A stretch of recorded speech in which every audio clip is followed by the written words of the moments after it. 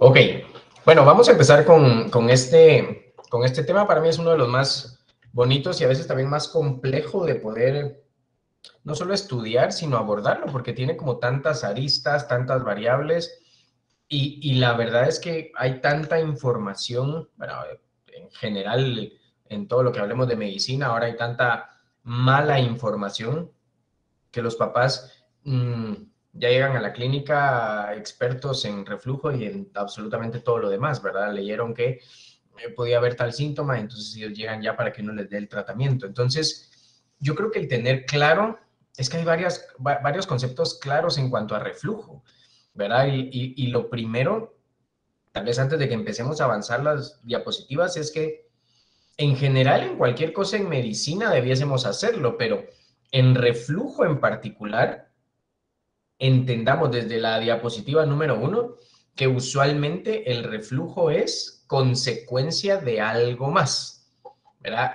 Decir que la patología base es el reflujo usualmente es el efecto de algo más. Yo puedo llegar a la conclusión de que ese niño tiene reflujo por inmadurez gastrointestinal.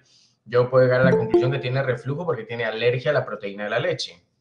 Yo puedo llegar a la conclusión de que tiene reflujo porque tiene una hernia yatal, o porque tiene una estenosis hipertrófica del píloro, o porque, yo qué sé, hay miles de cosas que pueden condicionar el reflujo, pero si yo estoy atendiendo a un niño, estoy atendiendo a un paciente y me caso con la idea, sí, por los síntomas es reflujo, ok, pero ¿qué lo está condicionando? Es lo que siempre nos debiese quitar el sueño, o por lo menos darle un poquito más de pensamiento en ese sentido. No es simplemente, es que saca leche, 3 medicamentos y cambio de fórmula. No debiese ser esa la forma. Entonces, recuérdense, cuando tenga un paciente, ok, es que yo creo que es por reflujo, perfecto, escuchen la historia y si consideran que lo es, traten de investigar por qué ese niño tiene reflujo en ese momento puntual de su vida, ¿ok? Es una causa súper frecuente en pediatría, pero muy, muy frecuente. Y obviamente ese porcentaje que está descrito ahí se incrementa muchísimo más. En mi caso, ¿verdad? Ya hablando de la especialidad en específico, valga la redundancia, de gastro, evidentemente es uno de los motivos de consulta y de referencia más frecuente que hay. Bien, vámonos con las definiciones para empezar. No es lo mismo el niño que regurgita al niño que vomita. Para el papá, usualmente la consulta es, mi niño vomita mucho, ¿verdad? Pero uno no solo indagando, sino muchas veces ahí mismo en la consulta, al momento de estar evaluando al paciente o, digamos, documentando la historia clínica, uno puede saber si estamos ante un niño que está regurgitando o un niño que realmente está vomitando. El que regurgita usualmente se va a definir como aquellas expulsiones involuntarias de contenido alimenticio que ha llegado al estómago. Usualmente son en pequeñas cantidades, aunque algunas veces los papás dirán, miren, algunas hasta se le salió de la nariz, por la nariz. Pero que no se acompañan de datos de alarma, es decir, es un niño que va creciendo bien, es un niño que en su crecimiento y desarrollo va bien, es un niño que tiene un patrón evacuatorio dentro de lo que cabe regular, examen físico nada más.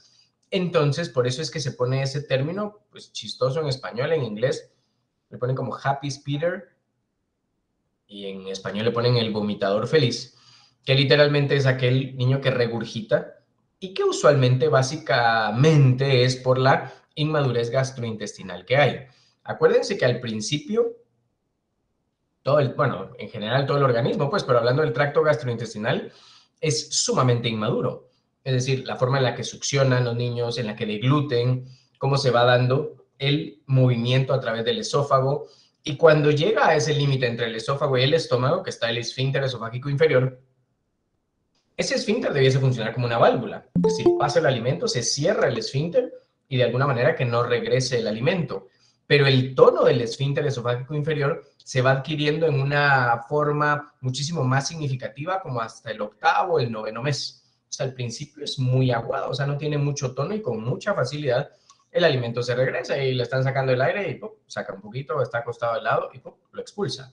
Y aparte el vaciamiento gástrico es muy irregular, es decir, motilidad también es irregular. Entonces, usualmente el que regurgita o el regurgitador, estamos hablando de un tipo de reflujo que es el reflujo fisiológico o el reflujo funcional, que si estamos en lo correcto y a eso le está pasando a ese niño en particular, si es por inmadurez, en la medida en la que el niño vaya avanzando en su crecimiento, va a ir disminuyendo de manera progresiva. Siempre va a existir la presión de los papás. Hay muchos papás en la actualidad no quieren que el niño, pero ni tenga cólico, ni se queje, ni llore. O sea, que sea como un robotito que simplemente abra los ojos, se ría para la foto, la selfie y nada más, ¿verdad? Ustedes, entonces a veces es complejo tener que explicarle a los papás lo que es la inmadurez gastrointestinal, pero es la obligación que uno tiene y probablemente más de uno nos pasará todos los días. No les diste nada porque les echaste el rollo y todo el discurso de la inmadurez, irán con alguien más que hasta que les prescriban algún medicamento estarán tranquilos, ¿verdad? Pero, y así pasa. Mire, un médico al segundo mes, otro al tercer mes y al quinto, ese fue el bueno. Y tal vez el bueno fue porque a los 5 meses ya estaba más maduro y ya iba a disminuir la regurgitación, pero bueno, ese es el escenario que nos toca ver. Ahora, el que vomita, usualmente las cantidades son muy significativas, son en la mayoría de tomas, y empezamos a ver datos de alarma significativos, ¿verdad? Estado de hidratación, ganancia de peso, o sea, solo piensen, por ejemplo, en un niño con estenosis hipertrófica del píloro o con una membranita duodenal. O sea, llega un momento en el que el paso de alimento es prácticamente nulo y entonces todo lo está vomitando y ese niño está con alteraciones en los gases, equilibrio ácido-base, evidentemente se altera su estado de ánimo, su neurológico, porque es muy limitado la cantidad de alimento que está pasando a intestino delgado y que se está absorbiendo. Entonces, son dos extremos bastante importantes y el papá te va a decir siempre, lo traigo porque vomita. La función de uno es, hablando principalmente del lactante en particular, ¿verdad? Ustedes porque tal vez el niño más grande tiene otros condicionantes, es un niño que ya camina, es un niño que tiene más madurez gastrointestinal, pero tal vez esta diferenciación de los dos términos aplicado al periodo de lactantes o en el primer año de vida, importantísimo que lo tengamos en cuenta. No es lo mismo el que regurgita, no es lo mismo el que vomita. Pero si quisiéramos ponerle ya una definición como tal a reflujo gastroesofágico, paso involuntario del contenido gástrico hacia el esófago. Es decir, dentro del espectro de reflujo está la regurgitación, sí. Dentro del espectro de reflujo está el vómito, también, ¿verdad? Entonces, es un amplio espectro que tenemos, pero estas dos definiciones iniciales son importantísimas. ¿Qué lo ocasiona? Bueno, si alguno me escuchó bien en la primera diapositiva, me dirán, depende, ¿verdad? Depende, doctor. Usted nos dijo que al final va a depender de lo que yo investigue como causa potencial del reflujo y estaría totalmente de acuerdo en la respuesta. Pero se han hecho estudios a través del tiempo y ahora como se ha desarrollado tanto la motilidad, o sea, los estudios de motilidad, durante mucho tiempo se consideró que, porque algunos pacientes tenían más tendencia a episodios de reflujo que otros, y se valoró todo lo anatómico, absolutamente todo lo anatómico. La unión esofagogástrica se consideró por mucho tiempo el elemento clave, dependiendo del ángulo que tenía, de cómo estaban insertados los pilares, el diafragma, o sea, todos esos elementos anatómicos se consideró por mucho tiempo que era el condicionante principal para que unos niños tuvieran más reflujo que otros. Con el desarrollo de la motilidad, lo que ven ustedes en el centro, que está en color marrón, rojo, café, no sé qué color ven ustedes, dice incremento de las relajaciones transitorias del esfínter esofágico inferior. Y se ha visto que hay algunos pacientes que tienen una mayor cantidad de relajaciones transitorias que los condicionan a más eventos de reflujo o de regurgitaciones si hablamos de ese periodo de lactante. No dejan de ser importantes todo lo que está alrededor y no estoy diciendo que no puedan ser elementos que condicionen más o menos, pero si revisan cualquier texto actualmente, ese elemento que ven en la región central es el elemento fisiopatológico más determinante para presentar este tipo de eventos. Siempre habrán factores protectores, siempre habrán factores agresores, ¿verdad? La misma barrera del estómago, la acidez, Y es por eso que uno llama siempre a la reflexión en cuanto a los medicamentos, porque la acidez del estómago tiene una función. No es que simplemente sea un contenido ácido porque sí. Hay un montón de elementos que se empiezan a activar con la acidez gástrica. El proceso de digestión también es importante la acidez. Entonces, si yo a un niño de 1 mes ya lo tengo con el Prazol que ustedes quieran a la dosis más alta del mundo mundial, o sea, no crean que no pasa absolutamente nada y que soy el héroe porque estoy tratando el reflujo de ese niño. Perfecto, ojalá que sí estés tratando la causa del reflujo de ese niño, pero también es importante lo que puede condicionar esa acidez y las implicaciones que puede tener a nivel de intestino, microbiota intestinal y desarrollo de la microbiota intestinal. Entonces, ojo, esos elementos protectores hay que tratar de mantenerlos de esa manera. ¿En algún momento se romperán por algún proceso patológico? Claro que sí, pero siempre tener en cuenta que hay elementos protectores y cuando se rompe esa barrera y los agresores son muchísimo más significativos que los protectores, usualmente tenemos un problema más significativo. Algún R1, empezando a clasificar reflujo. Hay varias clasificaciones, hay un montón de clasificaciones, de hecho. Pero digamos esta puntual. ¿Reflujo primario o reflujo secundario? ¿Quién se anima? ¿Qué será un reflujo primario?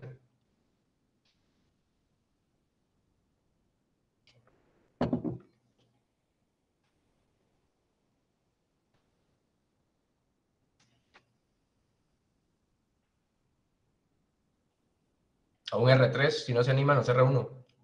Ya lo vimos alguna vez. O los que ya rotaron conmigo, de seguro lo habremos platicado.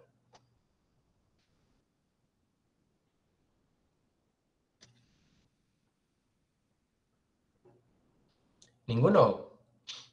Hola, doctor. Hola, Soy ¿quién habla? Rosario.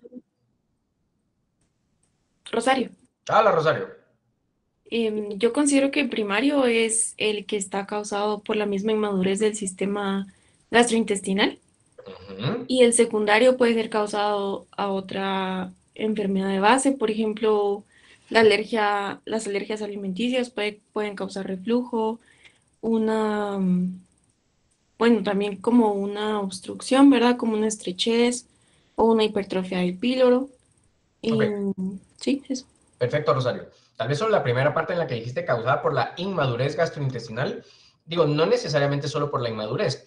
Primario es que tu causa está originada en el tracto gastrointestinal, la que tú quieras. Inmadurez, estenosis hipertrófica, hernia hiatal, membrana duodenal, la que quieras. Ujú. Pero está originado en el tracto gastrointestinal.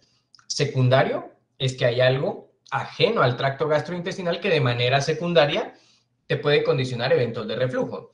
Tú hablabas ahí de la alergia a la proteína de la leche, algo sistémico, porque la alergia a la proteína, aunque uno dice, ay, pero si los síntomas principales son gastrointestinales, pero es una reacción sistémica, no es una reacción exclusivamente del tracto gastrointestinal. Otro ejemplo clásico sería, han visto que muchos niños o niñas que llegan a la EMER con fiebre, bla, bla, bla, infección urinaria o problemas de la vía urinaria, usualmente te da eventos de vómitos. ¿Pudieses catalogarse eso como reflujo secundario? Sí, por supuesto. Entonces, primera clasificación, primario se origina en el tracto gastrointestinal, secundario en algún lugar extra o fuera del tracto gastrointestinal. Esta otra clasificación, el funcional o el patológico. Y ya medio lo hablamos de manera indirecta cuando decíamos el que regurgita o el que vomita. Funcional, ahí se entraría lo que decía Rosario hace un momento, entra mucho la inmadurez gastrointestinal por todo lo que platicábamos, y el patológico usualmente va a tener datos de alarma con manifestaciones gastrointestinales intra o extraesofágicas o inclusive manifestaciones generales o sistémicas.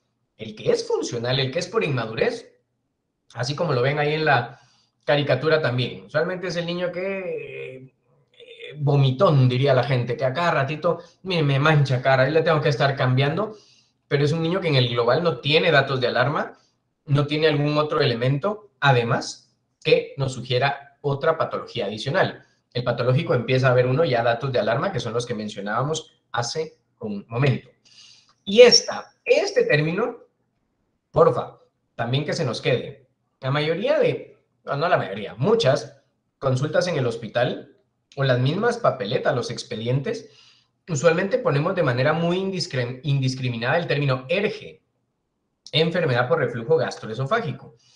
Y la verdad es que cuando yo considero que ese niño ya tiene ERGE, es porque yo ya documenté de una manera objetiva que hay una lesión en órgano blanco secundario al reflujo. Por ejemplo, este paciente, por alguna razón, yo le hice una endoscopía y vi que tenía una esofagitis grado 1500. Ese niño ya tiene una afección a órgano blanco secundario al reflujo. Él tiene ERGE.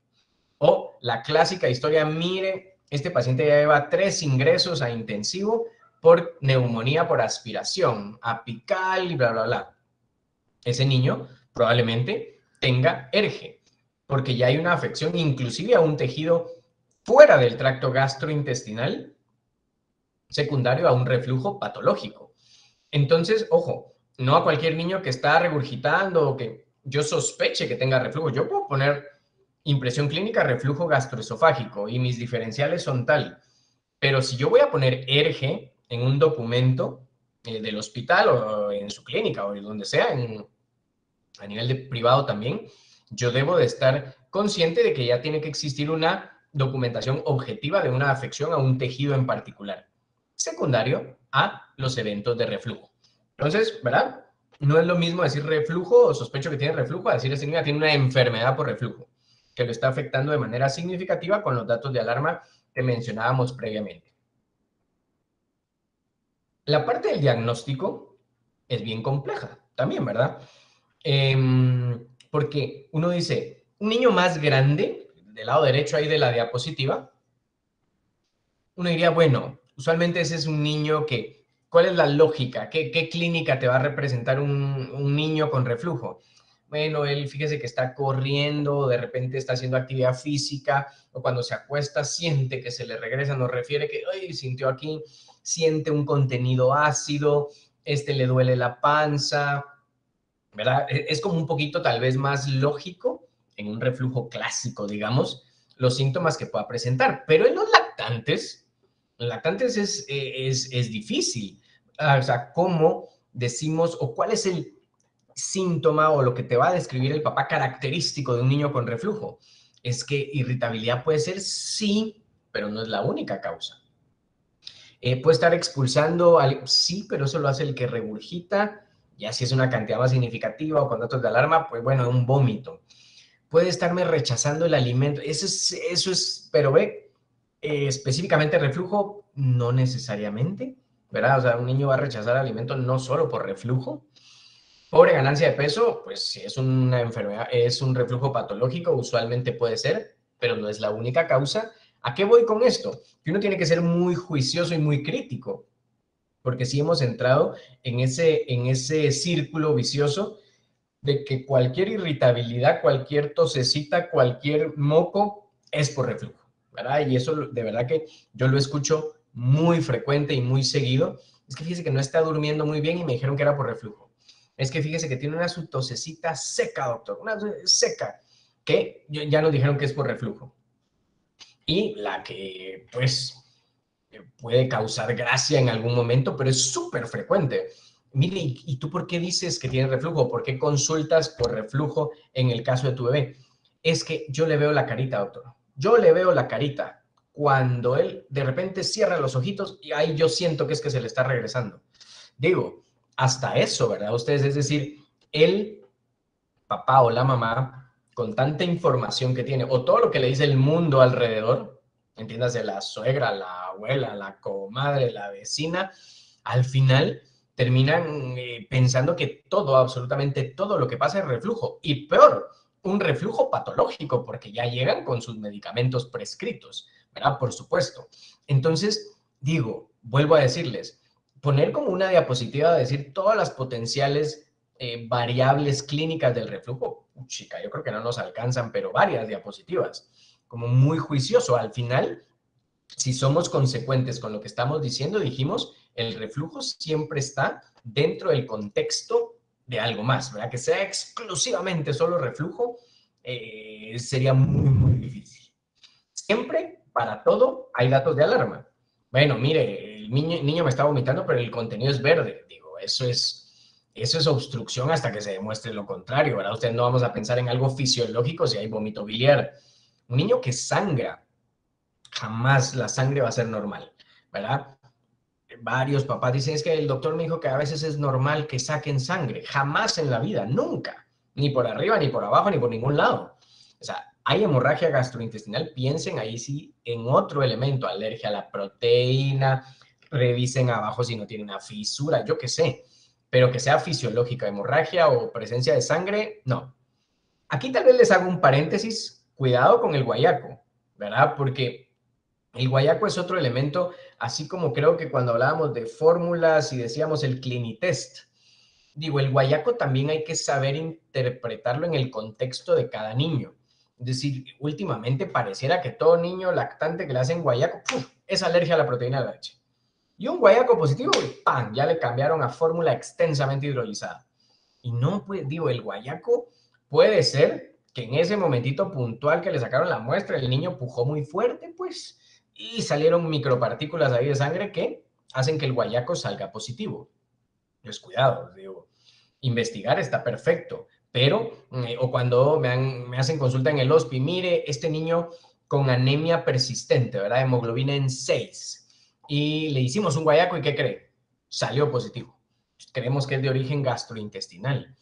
Y digo, ok, investiguémoslo, pero sería muy difícil que un niño se le baje la hemoglobina a 6 sin que tenga un sangrado macroscópico. O sea, un sangrado microscópico, bueno, tal vez aquel niño de 7, 8 años, 10 años, que desde los 4 ha tenido una malnutrición terrible, que entonces llega al punto en el que el déficit es tal o la pérdida ha sido constante que le bajó los niveles de hemoglobina. Pero valoren el contexto de cada niño, ¿verdad? No tomen decisiones en base a laboratorios. Eso para reflujo y para cualquier otra cosa. No tomen decisiones en base solo a los laboratorios. Bueno, vómitos en proyectil, ya sabemos que son sugerentes ahí de hipertensión intracraneana, si hay otros elementos que nos llamen la atención en la curva de crecimiento, si aparte de los datos de reflujo, el niño está, digamos, con ambos espectros, diarreico constante o un niño que no evacúa en X cantidad de días, si hay datos de respuesta inflamatoria sistémica, fiebre, si hay organomegalia, niños que convulsionan, evidentemente todas estas son para que le pongamos más, ¿cómo se llama?, atención y sí investiguemos algo más patológico. Es decir, todos estos que estamos poniendo de alarma, evidentemente no van en lo absoluto con el que regurgita o el que es funcional. O sea, si hay fontanela bombada, una distensión impresionante. Fíjense, ahí dice inicio de vómitos después de 6 meses de vida. No podemos decir, tal vez es por inmadurez a los 6 meses. Digo, hubiera presentado al mes, a los 2, a los 3, pero ¿por qué empieza a vomitar después de los 6? ¿Pasó algo? Y uno tiene que pensar de todo. Usted se le cayó al papá. ¿Será que cuando, mire, fue el primer día que recibió alimentación complementaria y fructociné? Digo, ya empieza uno a pensar todas las posibilidades de por qué a los 6 meses empieza con vómitos. Inclusive hasta lo más extraño. Yo, el niño más chiquito en lo privado que he hecho una endoscopía fue un niño de 7 meses, literalmente, que súbitamente empieza con vómitos, y vómitos, y vómitos, y vómitos. Y la verdad me resistí mucho a hacer la endoscopía porque mi lógica decía, a ver, es que no puede tener algo. O si es un niño de 5 años, algo se tragó, cuerpo extraño. Pero de 7 meses no. Bueno, y al final le hacemos la endoscopía y en efecto ustedes ¿han visto las bolsitas de ketchup o de salsa que venden en los lugares de comida rápida? Cuando uno corta la esquinita, ese triangulito se había tragado el niño. Y para un niño de 7 meses uno dirá, ay, pero ese pedacito se hubiera ido. Sí, pero para ese niño de 7 meses sí estaba generando un elemento, un efecto obstructivo. Lo extrajimos y salimos a hablar con los papás y, ay, sí, sí, sí, tiene razón. Sí, estábamos comiendo y yo no me fijé. Entonces, hasta ese tipo de cosas raras tiene que pensar uno cuando son edades en las que tal vez esas posibilidades no son las primeras en las que uno piensa. Y no solo los datos de alarma son importantes. Es decir, si yo ya estoy investigando, si yo como clínico estoy interrogando, por ejemplo, en cuanto a, mire, es que me vomita, ok, ¿es en todas las tomas? No, es un día sí, un día no. De ahí creo que uno ya se puede empezar a relajar un poco y no pensar en lo más patológico del mundo o empezar a darle algún H2 o algún inhibidor de bomba. No, mire, fíjese que empezó por poquitos, progresivamente ha sido más y ahora yo siento que si de las 3 onzas me está expulsando 2. Eso es importante, ¿verdad? La diferencia entre la frecuencia y la cantidad, si hay un contenido adicional sanguíneo, en bilis, ya decíamos si es en proyectil y se asocia a otros elementos como los que vemos ahí en la parte de abajo. Esta es en la que más fallamos los pediatras. Y eso que somos los expertos teóricamente en la alimentación de ese niño. Uno está pensando y que si un píloro, y a veces se nos olvida preguntar cómo está comiendo ese niño, qué está comiendo ese niño. Si es lactancia, ¿será que hay una buena técnica de lactancia materna? Si es fórmula, ¿será que está, digamos, comiendo de una manera adecuada? ¿Están preparando las pachas de una manera adecuada? Hay miles, digamos, de fórmulas también, pues, pero de pachas en la actualidad, y no me recuerdo si lo mencionamos cuando hablamos de fórmulas, pero fíjense, cuando uno es papá por primera vez, bueno, y también cuando es segunda y tercera y cuarta y quinta, pero digamos, ese escenario de cuando uno es papá por primera vez, todo es nuevo. Tu lógica de papá dice, voy a preparar la pacha y la voy a apretar, pero con toda la fuerza del mundo, porque no quiero que se salga la leche. Si yo hago eso, las válvulas que tienen la mayoría de pachas en la actualidad, que sirven para modular la entrada de aire al momento en el que el niño está comiendo, muchas veces al obstruir tanto, yo, digamos, omito esa función de la válvula o le quito esa función a la válvula y literalmente el mamón como que se colapsa. Y el niño está ahí jalando, jalando, ¿y qué creen que está jalando? Aire. Y la cámara gástrica, que es bien chiquitita en un lactante, se llena de gas. Y entonces cuando el niño le arreglan o le cambian la pacha o lo que sea, logra ingerir, pues va a llegar un líquido a una cavidad gástrica llena de gas y ¡bum!, va para afuera. Algo tan sencillo, pero que no lo pensamos. Estamos viendo que si le hacemos serie, que le dejamos de medicamento. Entonces, investigar cómo come ese niño, quién le da de comer, si es un niño más grande, mire, cuando come con la niñera, chica, no pasa nada. Pero cuando yo le intento dar, dígase la mamá, la abuelita, me lo rechaza. ¿Será algo orgánico? Lo más seguro es que no. Hay algo funcional, algo en la interrelación con las personas que lo cuidan, el tipo de alimentación. Es decir, hay muchas cosas que uno tiene que investigar en cuanto a la alimentación en el escenario del paciente con potencial reflujo, ¿verdad? Tanto el fisiológico como el patológico. Entonces, esta parte de la alimentación no se les puede olvidar. Una mala técnica de lactancia, digo, puede condicionar eventos de reflujo. Y no necesariamente solo eventos de reflujo gastroesofágico. Puede tener problemas aquí. Acuérdense que su mecánica de deglución es súper inmadura. Y entonces una mala técnica puede hacer que ese niño no esté succionando de la mejor manera posible, generando el sello alrededor de la areola, del pezón y todo lo que ustedes ya saben o ya han revisado en este tiempo. Entonces, ojo, ver cómo está comiendo ese niño y cuál es su dinámica de alimentación, importante también en el contexto de reflujo. Todos los antecedentes, pues no vamos a entrar mucho en detalle, pero evidentemente siempre funciona. Si es prematuro a término, claro que hay mayor inmadurez en uno que en otro. Bueno, fue un prematuro, estuvo ingresado, le tuvieron sonda X cantidad de tiempo, y medicamentos, estuvo séptico y tuvo choque y tuvo aminas. ¿Ustedes creen que ese tracto gastrointestinal, como diría el doctor... el doctor Lowe, ¿verdad? Yo me recuerdo cuando uno era residente y le comentaba al doctor Lowe, mira, doctor, este paciente tiene mero, banco, amica, anfo, y la respuesta del doctor Lowe siempre era, mira, ¿y por qué mejor no le dan una patada a los riñones de una vez? ¿Verdad? Y lo mismo pasa al pobre tracto gastrointestinal. Con todos esos elementos, la poca perfusión al intestino muchas veces es tan significativa que te va a condicionar alteraciones de motilidad, alteración en vaciamiento gástrico. Entonces es importante tener en cuenta todos esos antecedentes.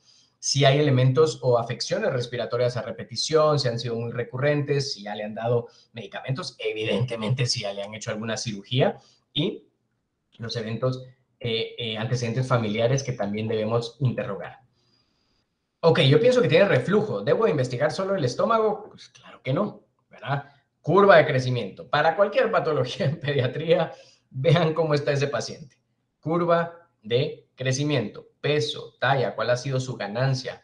Claro que pueden haber algunas variantes porque no todos los niños tienen el mismo metabolismo, no todos los niños tienen la misma genética heredada, no todos los niños son tan dragoncitos como otros. Claro, esa puede ir variando un poquito, siempre tratando de que exista cierta coherencia en la evaluación mes a mes. Y en cuanto a la talla es lo mismo. De hecho, en los primeros meses uno espera, en cuanto a la talla, por ejemplo, que sí sea muy muy parecido en el global de los niños que yo atiendo como pediatra.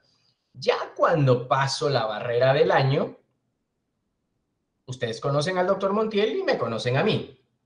Los hijos del doctor Montiel probablemente se disparan a la parte alta de la curva de crecimiento. Los hijos del doctor Romero se quedan en la parte baja de la curva de crecimiento. Pero yo tengo que ver que ambos siempre vayan hacia arriba con su genética familiar heredada.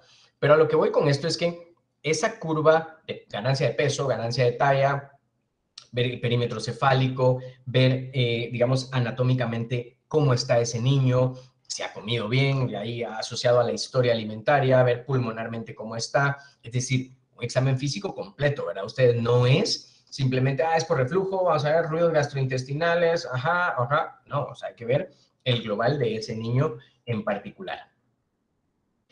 Si quisiéramos hablar de patologías, digamos, más frecuentes, que tendríamos que pensar en procesos de reflujo patológico, enfermedad por reflujo, claro, alergia a la proteína de la leche tendría que ser uno de los más comunes. También dicen que los gastros, a todos le vemos cara de alergia a la proteína de la leche. Puede ser parcialmente cierto o que se esté sobrediagnosticando, pero de que sí existe, existe. Las manifestaciones gastrointestinales son muy significativas y el reflujo es uno de ellos. Y lo que importa es el diagnóstico oportuno. Es decir, yo puedo asociar medicamentos en un niño con alergia y con reflujo patológico. Ok, sí, pero ¿qué es lo más importante?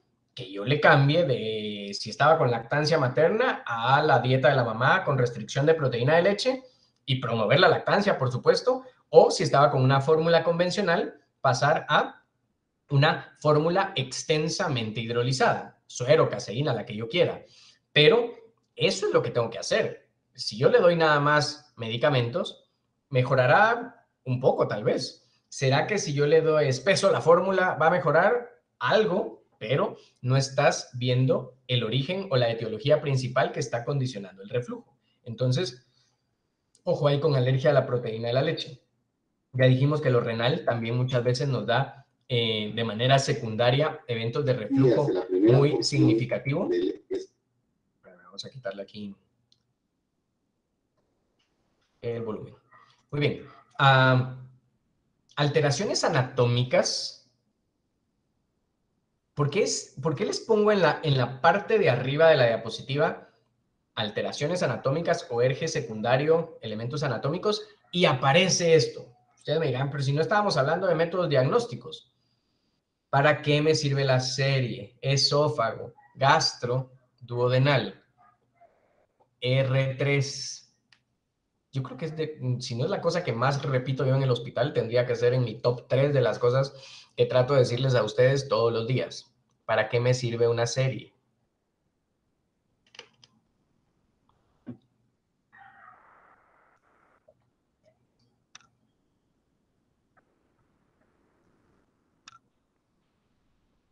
Pues el reflujo ya nos ha dicho como muchas veces que no se puede diagnosticar por una serie, sería más bien como una anomalía anatómica, como ¿Quién está dicen hablando, perdón? Marisa. ¿Qué onda, Marisa? Sí, en efecto, Marisa. Así como tú dices, se los he dicho muchísimas veces. A ver, cuando me llega a mí la consulta, solicitamos consulta porque se le hizo serie esófago gastroduodenal y tiene reflujo grado 3. Ok. A ver, en primer lugar, cuando hacen una serie de esófago gastrodenal, esofagograma, trago de bario, como le quieran decir ustedes, lo que estás buscando ver es cómo pasa el medio de contraste hacia esófago, estómago y cómo vacía hacia intestino delgado. Hablando de la serie gastroduodenal. Ya si le piden serie gastrointestinal es porque vas a hacer tomas tardías para ver partes bajas del intestino. Pero digamos la más común, que es la gastroduodenal. ¿Vas a ver o quieres descartar alteraciones anatómicas? Ah, todos los seres humanos tenemos eventos de reflujo en el día a día, absolutamente todos. Y un lactante, por ejemplo, tiene muchísimos más por la inmadurez que tiene. Entonces, imagínense, tienen al bebé que está medio irritable, lo han tenido 2 horas en ayuno, porque es lo que usualmente les piden en los diversos centros para hacer una serie, tiene hambre, está molesto, lo ponen en una superficie fría, que es el área de la fluoroscopía, le están dando la pacha, el niño está llorando. ¿Ustedes qué creen que va a suceder? No, hay que ser genios para decir que me van a salir eventos de reflujo en ese momento. Entonces, y los radiólogos, grado 1 si es tercio medio, grado 2 si es, no, perdón, grado 1 si es tercio inferior, grado 2 si es tercio medio y grado 3 si es tercio superior. Puede decir grado 3. Al final no me tiene que condicionar para decir, no, hoy sí le pongo ERGE, porque ya el radiólogo me dijo que es reflujo grado 3. No, tienen que ver si anatómicamente les sugiere algo, hernia hiatal, estenosis hipertrófica del píloro, membrana duodenal, algo obstructivo, es lo que nos debe de servir la serie esófago gastroduodenal. No es un estudio diagnóstico para valorar reflujo patológico. Bueno, sí sería para reflujo patológico si hay algo anatómico asociado, pero en el global no pudiésemos decir, este niño necesita un Nissen o necesita una funduplicatura porque tiene reflujo grado 3 según la serie. Para nada, ¿verdad? Ustedes, o sea, eso sí que se nos quede bien, bien claro. Para descartar elementos anatómicos es que está diseñada estos estudios de medio de contraste. Y lo mismo, o sea, yo sé que no estamos hablando de eso, pero inclusive para abajo. O sea, ¿por qué a un estreñido, por ejemplo, de 5 años, le van a mandar a hacer un enema de vario? Mire, se empezó estaba re bien, pero hace 2 semanas entró al cole y empezó a ir cada 3 días y ahora está haciendo duro. ¿Para qué les va a servir un enema de vario? Pues lo más seguro es que ese niño no tenga nada anatómico. Simplemente el elemento funcional de su vida se alteró, alteró la motilidad y por eso ese niño está evacuando así. Es un estreñimiento funcional. Pero vamos con la misma premisa. Un enema de vario les va a decir, sí, colon pasa bien el medio de contraste y está un poco dilatado y se ven bastantes heces. Digo, eso no necesitaban introducirle medio de contraste para saberlo. Pero entonces no se les olvide, anatómico, o sea, lo anatómico me va a servir para descartar estas cosas, hernias, acalasia, fístulas, estenosis, malrotaciones, importante también, ¿verdad? Ustedes. Y esta parte, los pacientes neurológicos o los pacientes que puedan tener parálisis cerebral, ojo, fíjense ustedes, muchas veces cuando uno pide una serie, tal vez uno tiene que ser muy puntual en poner en la orden valorar mecánica de la deglución, porque la mayoría de estudios, los colegas de radiología nos lo empiezan a describir desde el esófago, ¿verdad? Adecuado paso desde el esófago, bla, bla, bla, bla, hasta abajo. Pero muchas veces sí es importante, bueno, de hecho debería ser importante siempre que les hagan la descripción de cuál es el mecanismo de deglución que está teniendo ese paciente en particular. ¿Será que se tarda impresionantemente? ¿Será que el niño se pone azul cada vez que come? ¿Será que cuando vemos cómo entra el medio de contraste no se va estrictamente a la vía gastrointestinal, sino hay una irregularidad tal que pasa medio de contraste a la vía aérea o se va hacia narinas? Eso es importante también valorarlo. Y muchas de estas consultas por potencial reflujo o que el niño no gana peso por reflujo, no es que tenga un reflujo gastroesofágico, tal vez casi ni llega al estómago, lo que tiene es una alteración en la mecánica de deglución y eso no lo vamos a curar con algún medicamento.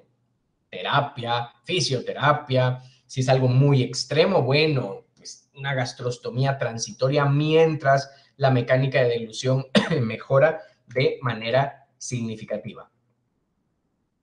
Esta es una de las cosas tal vez más comunes, frecuentes y complejas de el abordaje de reflujo, porque escuchamos también muy frecuentemente, mire, me dijeron, vino el otorrino y le vio la garganta y se la vio rojita, dijo que eso era por reflujo. Digo, en algunas ocasiones puede ser, ¿verdad? Pero yo siempre les digo, de que hay síntomas respiratorios asociados a reflujo, por supuesto que los hay. Pero sería difícil pensar que un niño tenga un reflujo tan severo, tan constante, tan significativo, que te afecte la vía respiratoria superior, pero sin dar síntomas gastrointestinales. Porque muchas veces el motivo de consulta es ese. Es que, mire, tiene una su tosecita. Ok, perfecto. Y come bien. Ah, mire, come súper bien. Este niño no le alcanza lo que uno come y vomita. No, no, no. Se queja de dolor. No, no, no, no se queja de dolor. Duerme bien, pero tiene esa tosecita en las mañanas. Y uno dice, chica, es que sería difícil pensar que el reflujo es tan severo quemando la vía respiratoria superior, pero sin dar síntomas gastrointestinales. Entonces, pues, ser muy juicioso otra vez con la palabra. Si estamos viendo estos síntomas, claro que puede ser un potencial diagnóstico diferencial reflujo, pero no es lo único, ¿verdad? A veces cuestiones alérgicas pueden explicar más objetivamente estas tosecitas o estos síntomas respiratorios.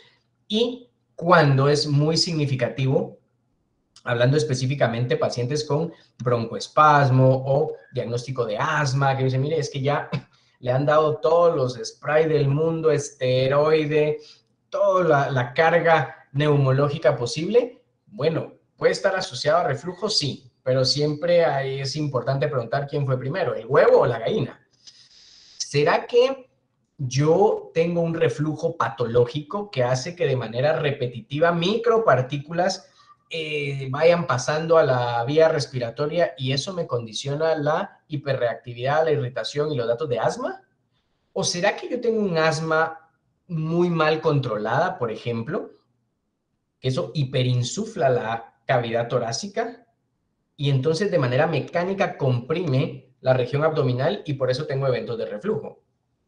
Ambos son posibles. A y B pueden ser correctas. Entonces, ahí entra uno mucho en trabajo con el neumólogo también.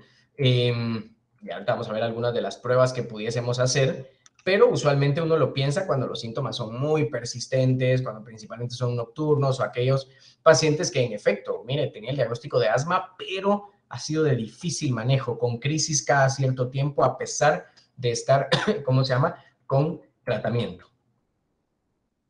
Esta la debería haber puesto antes cuando hablábamos de los tipos de reflujo o la clasificación de reflujo.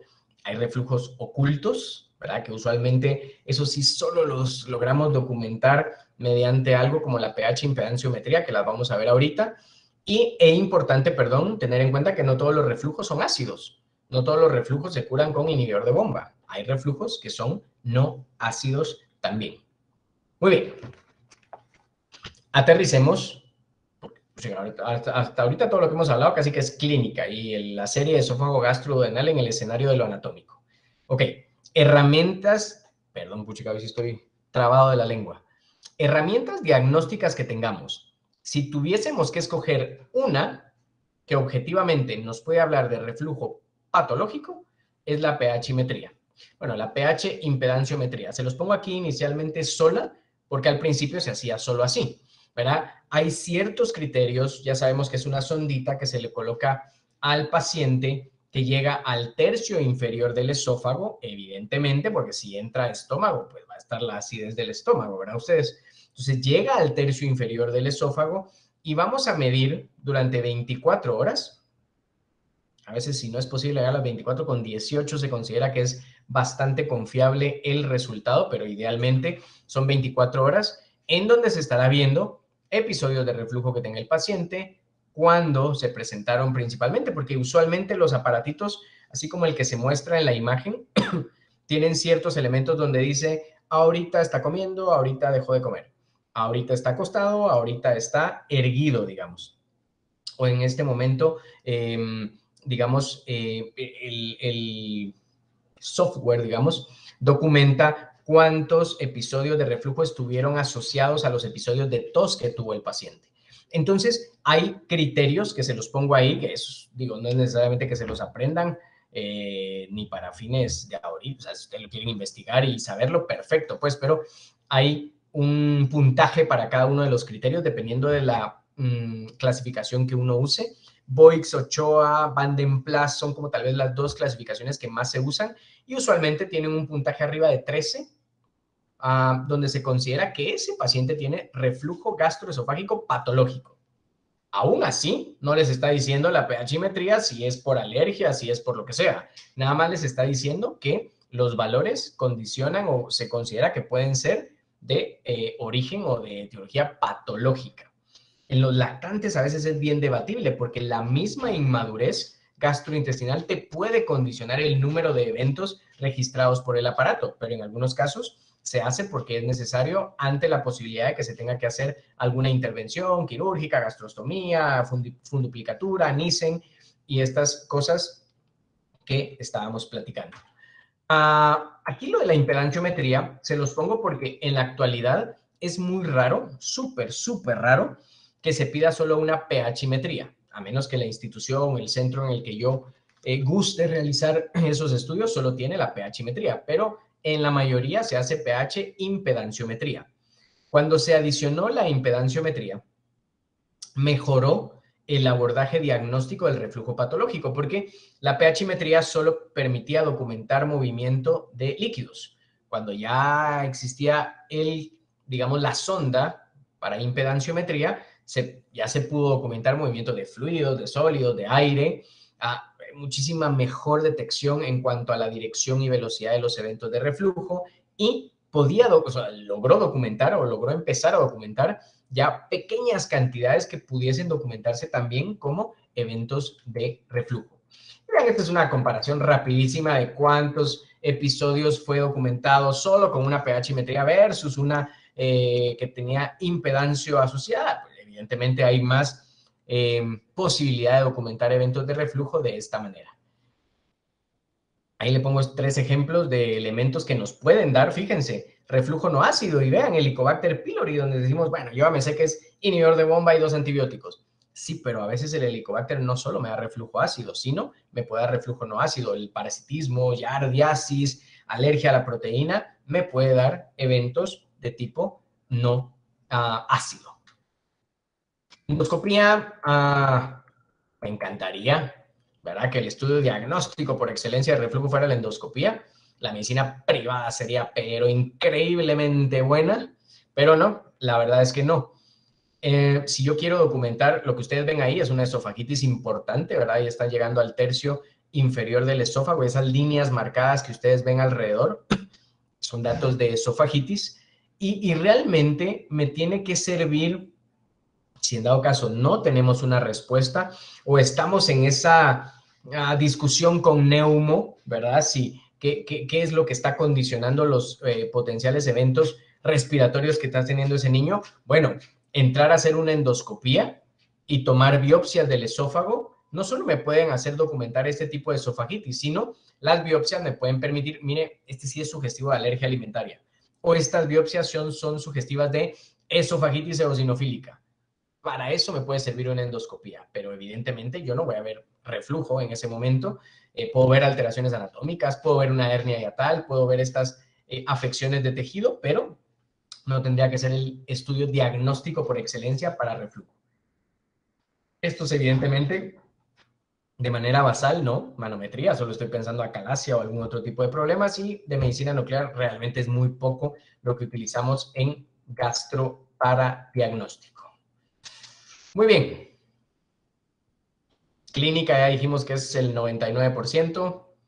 Estudios, si tuviésemos que decir la serie por lo anatómico, la pH impedancio. Y acuérdense que la pH impedancio tampoco no es el estudio, en primer lugar, más barato. Bueno, sí hay cosas más caras desde el punto de vista diagnóstico, pero pues no es tan barato, número uno. Y número dos, no es tan fácil. Si es un bebé, si es un lactante, claro, es más probable que se controle de una mejor manera. Pero traten de ustedes de ponerle una pH impedanciometría a un niño de 5 años, no solo el colocarla, no solo el colocar la sonda, que se la deje durante 24 horas. Pero hay papás que dicen, no, ingrésenme a un hospital, no estamos ese día ahí porque yo en la casa no voy a poder. El niño se la va a estar arrancando. Y si llevabas ya 7 horas y el niño, no, ya me cansé, es empezar de nuevo el proceso, y no ese día, al siguiente día. Entonces, ojo, no es como que estar pidiendo pH impedancio para todos los niños que consideremos reflujo, ¿verdad? En aquellos que sí necesitemos documentar si es patológico. Tenemos que ver, vuelvo a decirles, la cuestión de la alimentación, la posición en la que el niño duerme o la posición en la que usualmente presenta la sintomatología que refiere la familia, qué frecuencia tiene. Yo les pongo aquí lo de despesar fórmulas. Ya hay fórmulas AR, que ya dijimos en la clase de fórmulas, que son principalmente antirregurgitación, porque básicamente lo que tienen es el espesante, pero cuidado, ¿verdad? Es decir, si en dado caso ustedes creen que le va a ayudar a ese paciente, porque es por inmadurez principalmente, porque ya vieron que el papá y la mamá están súper estresados, aunque ya les hiciste ver que el niño va bien y que es fisiológico y que ese espesante puede darles tranquilidad porque pues va a disminuir el episodio de regurgitaciones, mejor utilicen eso a decirles, bueno, espesemos la fórmula, mézclele 2 o 3 cucharaditas de cereal, porque es que es más peligroso. Y acuérdense que en Guate somos de, me dijo el doctor 2, pero yo siento que le voy a dar una, porque así no está. No, me dijo el doctor 2, pero hoy yo siento que estuvo más fuerte el reflujo, le voy a poner 3. Y empiezan a alterar la densidad de la fórmula y todo el aporte calórico que le pueda dar cada una de las fórmulas. Y sí se trata de que no se dé estas fórmulas espesadas por mucho tiempo, por lo que les decía en la clase, sí condicionan el vaciamiento gástrico cuando las utiliza uno por mucho tiempo. Los benditos medicamentos, ¿qué les puedo decir? Ya dijimos que modular la acidez dentro del estómago o alterarla de manera significativa no tendría que ser nuestra principal función o nuestra principal prioridad. Bloqueadores de H2, pues la ranitidina, efectividad, digamos, menos fuerte que los inhibidores de bomba, porque si sabemos que fisiológicamente hay 3 tipos de receptores que se estimulan para producir ácido dentro del estómago y la RANI solo me inhibe los receptores de histamina, pues la disminución de producción de ácido es menor. ¿Qué pero puede tener la ranitidina? Que puede generar taquifilaxia, es decir, llega un momento en el que se saturan todos los receptores y aunque le suban a 3 la dosis, ese paciente ya no va a tener ningún efecto clínico observable por este potencial efecto secundario. Los inhibidores de bomba, si ven digamos, las indicaciones, indicados, valga la redundancia, para niños arriba de 1 año. Y díganme si no lo utilizamos en la mayoría, bueno, no la mayoría, pero en muchos niños, teniendo en cuenta las patologías graves de nuestro hospital de referencia, que es el Roosevelt, pero también de manera indiscriminada. Es decir, usualmente la dosis es 1 miligramo kilogramo día.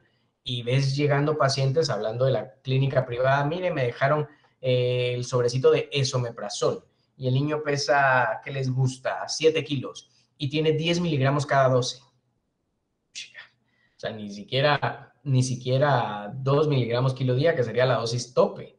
Estás hablando de dosis totalmente elevadas. Entonces, cuidado, ¿verdad? Ojo con los inhibidores de bomba, protectores de mucosa como el sucralfato. La verdad es que, digo, para lactantes o para niños pequeños es muy poco el uso que debiese utilizarse. En niños más grandes con enfermedades pépticas o cosas erosivas, perfecto.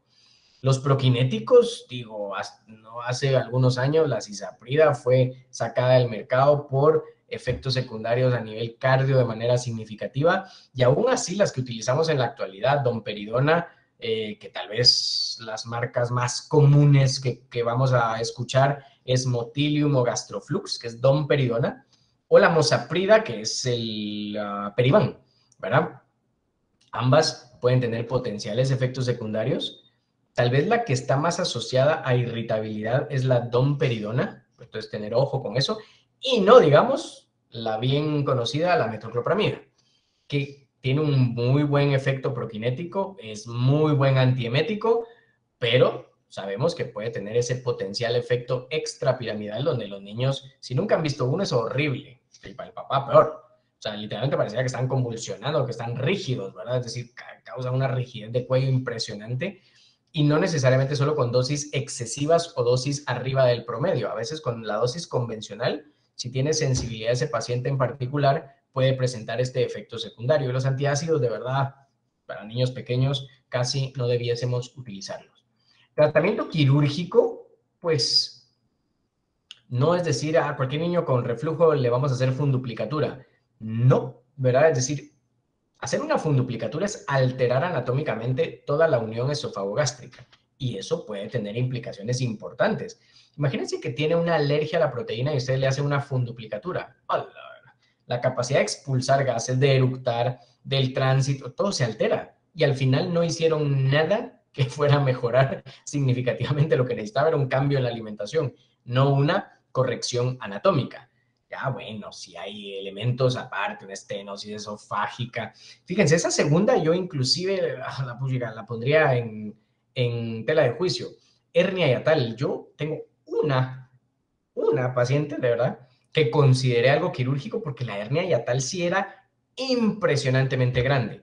Ahorita ya tiene, ay, la chica, esta niña es de Shela, 14 años. Nunca se le hizo, ¿verdad? Ustedes, pero en su momento, cuando yo acababa de regresar de México, pues sí me asusté, nunca había visto una hernia tan grande. Pero me entienden, ni en ese escenario fue necesario hacer una corrección quirúrgica. Algunos con procesos neurológicos, por supuesto, que ahí uno dice, bueno, por esa parálisis cerebral, el niño está acostado, la rigidez que tiene, puede valorarse. No estoy diciendo que todo niño con alteración neurológica o con algún tipo de retraso del desarrollo necesite una funduplicatura. Puede llegar a ser una opción en el escenario de ese niño. Aquí pues hay varias, ¿verdad? La que más conocemos es la Nissen, pero hay otras que pueden utilizar los cirujanos. Y complicaciones las que se les ocurran, generales, sistémicas, ¿verdad? A nivel del esófago, la que ustedes quieran, hasta esófago de Barrett, que es bien raro en niños, pero ya hemos visto un par ahí en el hospital. Complicaciones respiratorias, ya decíamos, de vía respiratoria superior o ya cuando se nos complica muchísimo más, procesos infecciosos, neumonías a repetición, y otras más. Lo que les dije al principio es lo mismo que les digo al final de la clase. No hay un esquemita cuadrado para abordar a alguien con potencial reflujo. No todo reflujo es patológico. No todo reflujo necesita algún prazol. No todo reflujo necesita una serie. O sea, si van a utilizar herramientas diagnósticas, o sea, sí tienen que tener bien claro qué es lo que quieren descartar. No es simplemente, ay, para que el papá se quede tranquilo, le voy a mandar a hacer una serie. Tal vez lo vas a estresar más, porque el reporte salió con reflujo grado 3, ¿verdad? Entonces, ojo, sean muy críticos para abordar un paciente con reflujo. Yo siempre termino esta clase diciéndoles, cada niño va a tener su causa potencial de reflujo. En mi caso, en particular, estos dos son mi causa principal de reflujo. Desde hace 12 años son mi causa. Para ustedes podrán ser otras, pero para mí el reflujo que yo padezco principalmente es por estos dos. Porque es... No, espérese, mira, pues así están y vea cómo estamos ya. Ya cuando posan así es cuando el reflujo se complica. Complejo. Ya, doctor, ya, por eso la nena ya está en su karate, para que, ¿verdad? Los muchachos sepan que no, no.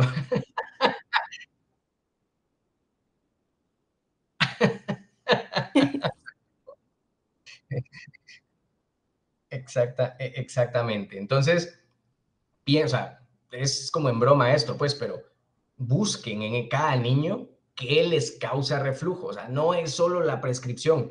Piensen, analicen en base a la historia, cómo come, antecedentes, estuvo hospitalizado, yo qué sé, pero piensen en cada uno cuál es su causa de reflujo.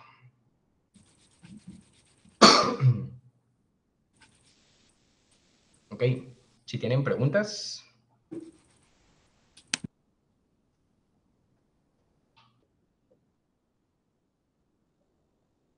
A la orden, doc.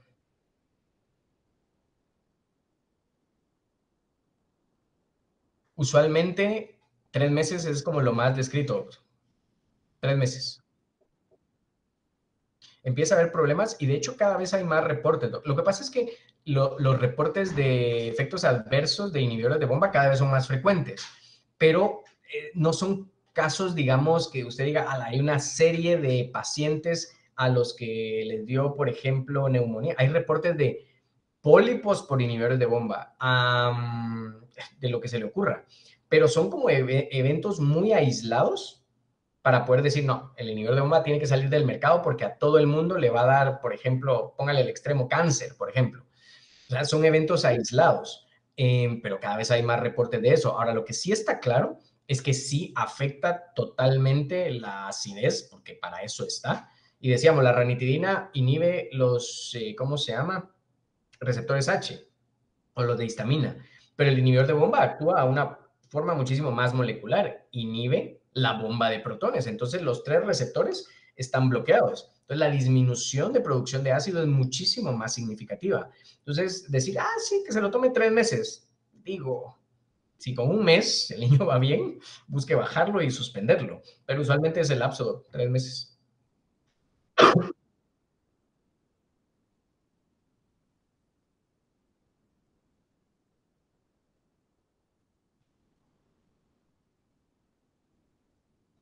Sí, y por eso le digo, totalmente, totalmente. Y acuérdense que la acidez, el paso del alimento con la acidez gástrica es uno de los triggers para la producción de enzimas digestivas. Entonces usted no tiene eso y no se extrañe que también haya procesos de malabsorción o que empiece a haber diarrea intermitente por lo mismo.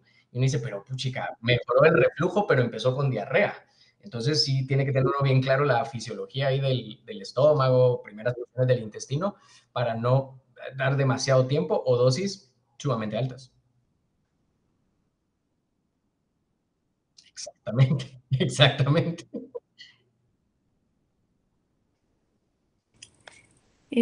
Una pregunta, doctor. Después de que ya cambiamos la fórmula, un antirreflujo, ya le iniciamos el omeprazol y todavía continúa con síntomas de reflujo, ¿a qué medicamento pasamos? ¿Pasamos a los antieméticos o consideramos ya otro tratamiento?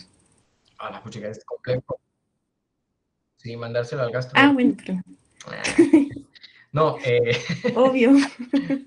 pero no al Roosevelt, ahí a la zona 10. No, no, yo te diría que si realmente, fíjate, el doctor Ramírez Mayans, que era el jefe allá, que tú no sé si ya lo conociste allá en México, él usualmente decía, no hay, ¿cómo era la frase del doctor Ramírez? No hay mal tratamiento, hay un mal diagnóstico, decía él.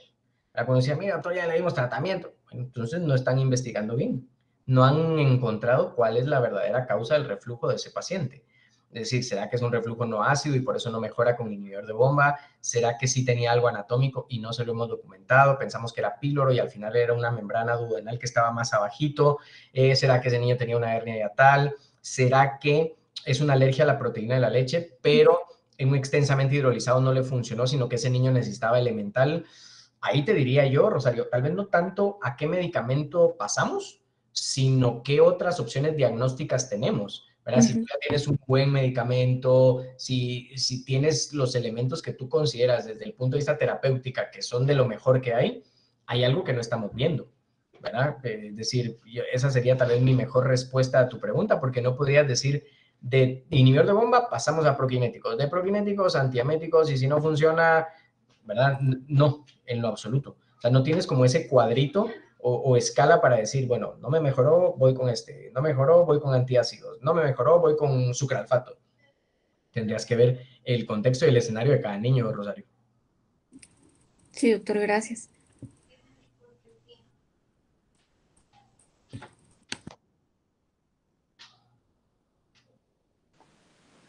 Y digamos, cuando no es patológico y es por inmadurez, que yo creo que son los que más nos consultan, Así es. como los lactantes, ¿cuándo debería uno sí considerar tratamiento, aunque no sea patológico? Tratamiento farmacológico, me dices tú. Sí, farmacológico. Teóricamente nunca, Marisa. Claro, te voy a decir, o sea, teóricamente nunca. Ahora, si todos los que ya hacemos medicina privada te dijera que nunca hemos dejado algún prokinético, sería el mayor mentiroso del mundo. En algunas ocasiones y muchas veces condicionado por el estrés de los papás, ¿verdad tú? muchísimas veces condicionado por el estrés de los papás, pero no tendrías desde el punto de vista científico ninguna razón por la cual, por ejemplo, en el escenario de algo fisiológico, dejar un proquinético, un inhibidor de bomba, un antiácido o un protector de mucosa. Porque, o sea, la inmadurez o las relajaciones transitorias del esfínter esofágico inferior te van a mejorar con el esomeprazol, ¿no? Y te diría yo, tal vez muchas veces en algunos casos o los colegas lo dejarán como efecto placebo, o sea, para que el papá, digamos, sienta que se le está dando algo, pero realmente que vaya a ser que la inmadurez disminuya, no va a suceder, Marisa. Gracias, doctor. Es que sí, yo creo que los papás consultan y consultan y consultan Y, hasta que alguien... y eso es por eso les decía yo, creo que lo mencionábamos en la clase de fórmulas. Ahí el escenario de la inmadurez, tal vez las fórmulas AR, pienso que ahí es donde tienen un poquito más de validez, porque tú sabes perfectamente que ese niño no tiene nada patológico. Se lo explicaste ya a los papás te siguen llamando 3 noches seguidas porque sienten que le sale mucha lechita, tú ya viste la curva y el niño va bien. Entonces tú dices, ok, pero basado en eso, en tu conocimiento de la fisiología y la inmadurez, yo sé que este niño es por inmadurez, le voy a dar un tiempecito, un mes, por ejemplo, una fórmula AR. Claro, si está tomando fórmula, va Marisa, no te va a decir, quítale la lactancia y dale una fórmula AR. Está tomando una fórmula, le paso una fórmula AR, tú sabes que no es patológico, va a bajar el estrés de los papás, va a bajar digamos, las llamadas constantes, lo evalúas al mes, probablemente ese niño sigue ganando peso, ya va a tener más madurez, regresas a la fórmula convencional, ¿verdad? Pero tal vez eso sería más, ¿cómo se llama? Más ético, ¿verdad? Hacer que dejar algún medicamento que sabes que probablemente no le va a hacer absolutamente nada significativo. Gracias, doctor. Ok, Marisa.